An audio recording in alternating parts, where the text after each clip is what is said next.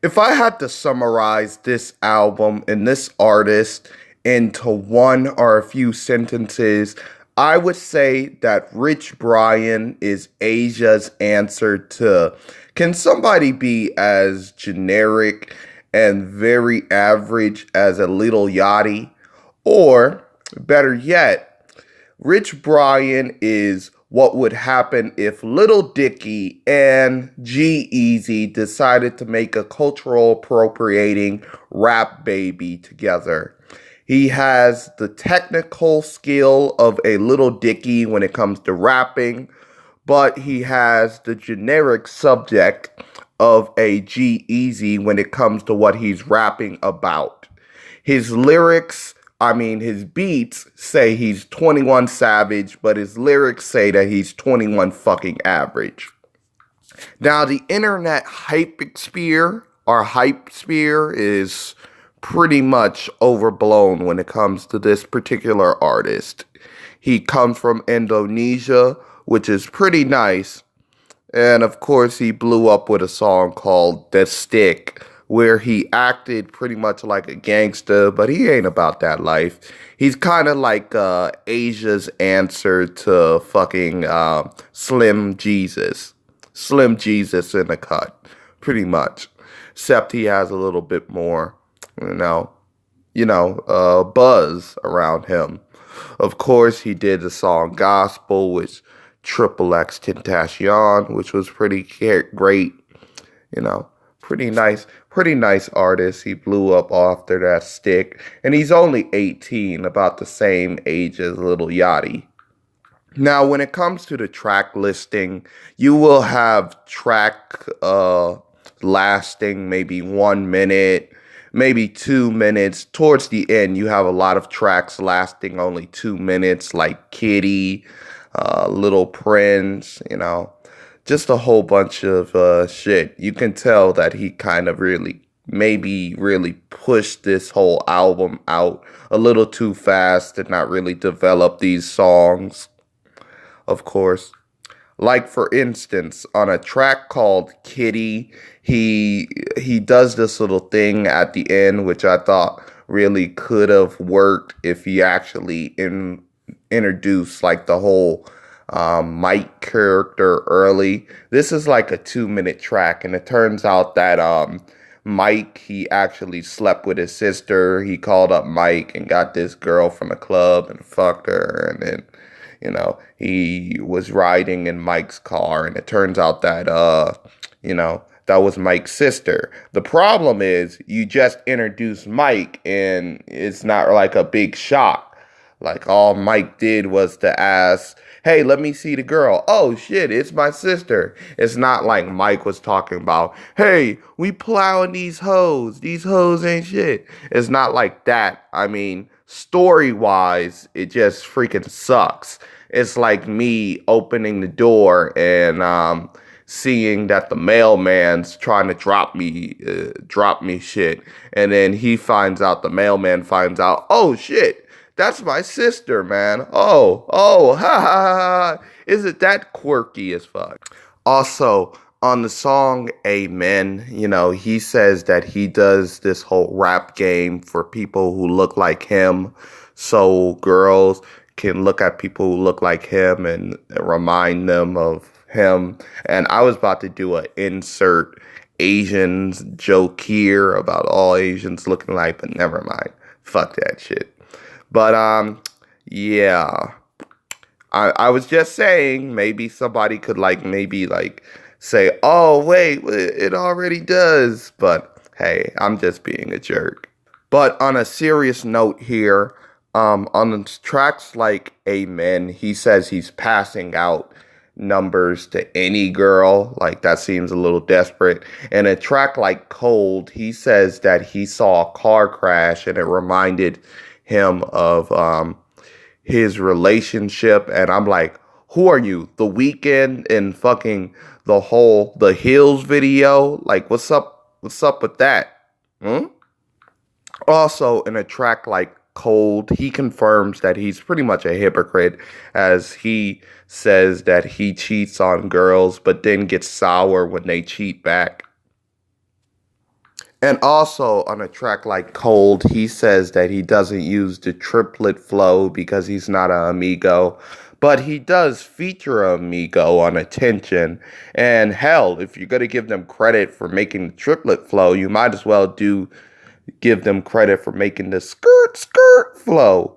I mean, hell, Little Yachty, he had a song called Skirt Skirt, which again is the reason why I'm saying that he is Asia's answer to Little fucking Yachty. Now, on the next track, he says that he doesn't wear hats, but he definitely wear fake Rolexes, according to him, which is a little odd. Which again is what Lil Yachty was doing, except he was wearing fake chains, I think it was. He said he did that on the song I Spy, yeah. The song I Spy, he says that he wore a fake chain. Wearing fake jewelry, another thing that Little Yachty did. And also he says that he will stab or kill Chick-fil-A's runner for some apparent reason if they don't get their if they don't get their food in time or something like that. He also referenced how Indonesia has a trash problem, which is pretty nice, I guess. Also, speaking of Indonesia, he calls himself the Indonesian MC Hammer on a song like See Me, which is a little odd.